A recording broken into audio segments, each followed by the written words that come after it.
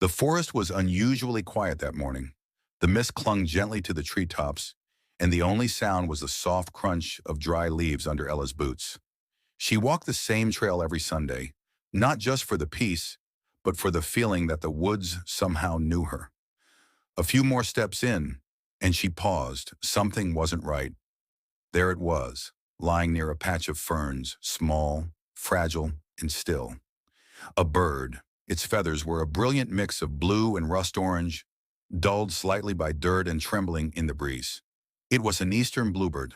Ella se arrodilló, su respiración se detuvo en su garganta, mientras veía el pecho del pequeño creature hechizando, una ala torpemente plegada debajo de su cuerpo.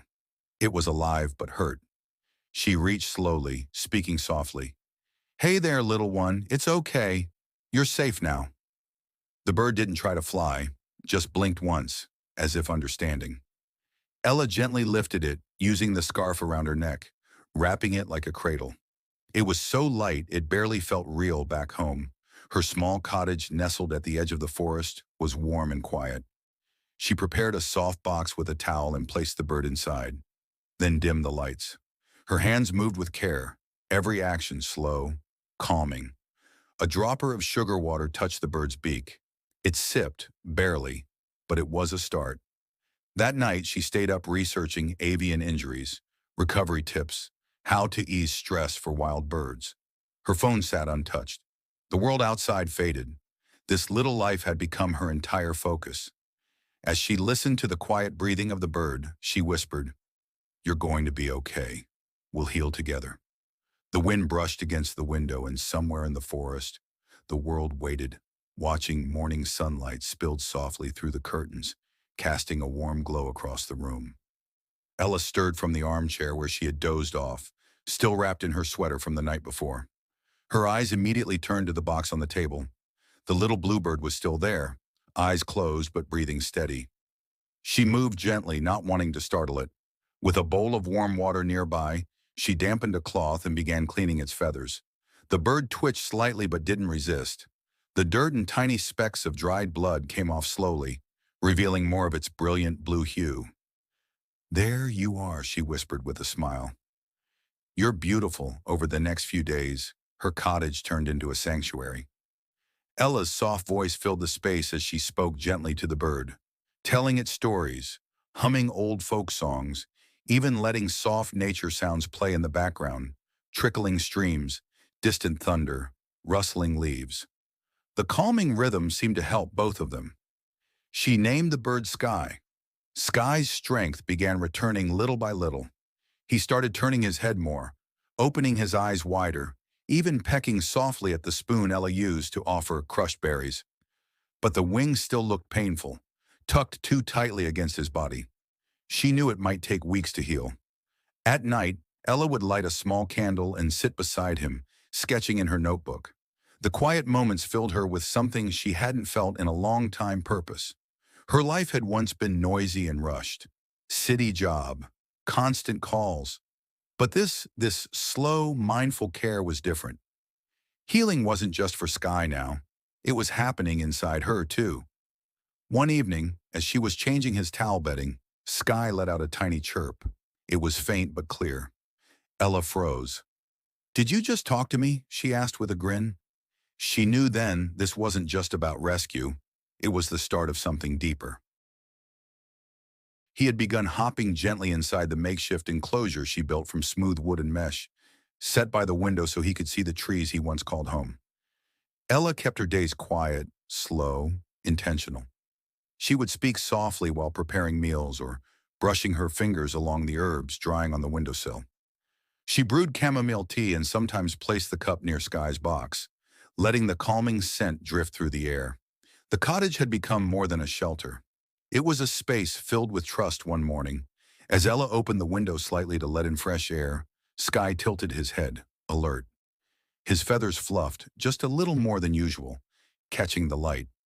The sound of other birds chirping in the distance seemed to stir something inside him. "You hear them, don't you?" she said softly. "They're waiting for you." But deep down, she wasn't sure she was ready. She had grown attached in a way she hadn't expected. Each chirp, each flutter, Each blink of those tiny dark eyes pulled on her heartstrings. Her days, once filled with silence, were now rich with little rituals built around one fragile bird. One afternoon, while changing Sky's bedding, she noticed his injured wing move differently. Not fully, but it stretched outward slightly at first. Her breath caught. Gently, she encouraged a stretch with her finger nearby, and he responded. It wasn't strong, but it was progress. She called the local wildlife center that evening, asking about transition options for birds nearly ready to return to the wild. The woman on the line said, "When they start looking out the window more than at you, that's when you know." Ella hung up slowly. That night, Sky sat quietly by the window. His eyes weren't on her. They were on the fading sky, the soft rustle of the trees, the call of something distant, something familiar. The next morning arrived with golden light breaking through the trees. Ella stood by the window, cradling a cup of tea in her hands. Sky was perched on a low wooden bar inside his enclosure, eyes fixed outside, head twitching with each chirp and flutter in the forest beyond. She knew it was time. After breakfast, she opened the notebook where she had sketched Sky every day. The final drawing showed him with wings outstretched, Sky behind him. A caption underneath read, "When you're ready, fly." She smiled softly, then looked over at him. We both knew this day would come. Ella spent the morning preparing. She lined a travel crate with soft cloth, placed a few berries inside, and gently coaxed Sky in. He didn't resist. The drive to the open meadow wasn't long, but it felt heavy with meaning. This wasn't just a release, it was a goodbye. She chose a clearing surrounded by tall grass, trees, and a quiet stream nearby. The same trail she had walked so many times before now felt different. She placed the crate on the ground and opened the door. Sky stepped forward slowly, blinking at the bright world. Then he looked back at Ella just for a moment.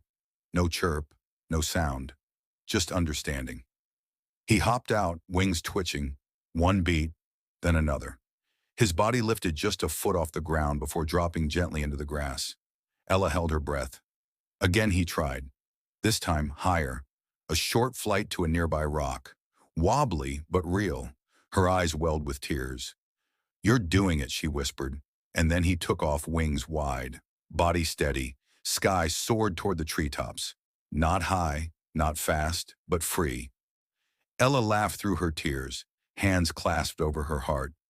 She stood there long after he disappeared into the green, watching the trees sway gently. Back at the cottage, the room felt quieter, but not empty. She poured herself tea, opened her sketchbook, and turned to a blank page. At the top, she wrote next, "I'll help someone else." Because sometimes healing starts with saving something small and ends with finding yourself again.